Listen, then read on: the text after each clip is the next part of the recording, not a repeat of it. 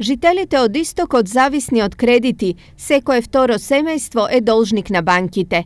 Ова по кој знае кој пат повторно го потврдуваат извештаите на Народна банка, според кој во последниот квартал од минатата година има пораст на стамбените и потрошувачките кредити. Состојбата е резултат на се понискиот стандард, па платите се помалку ги покриваат трошоците. Поради тоа што знаете, денеска ова сиромаштија, да речам, на еден начин што владее више во нашата земја од многу поодамна, си го носи своето. Така да луѓето не можат да преживеат со основната плата што ја зимат или пензиите што ги зимат граѓаните.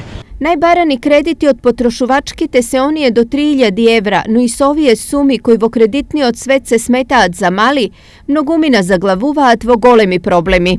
Како што види, кризата многу е лоша, а од кај ќе ги враќа после тие кредити? Гледаш каква е ситуацијата лоша. После тоа може да дојдат тешкоти, па и некоја куќа да му земат после на татко и на тие работи. А што ќе правиш без кредит? Ништо. Ако не се кредите, а заглавуваме со тоа.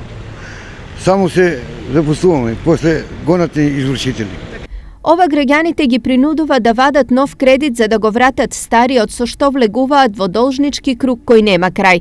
Потврда за тоа е порастот на извадени потрошувачки кредити за неверојатни 307% за период од 2007 до 2016 година.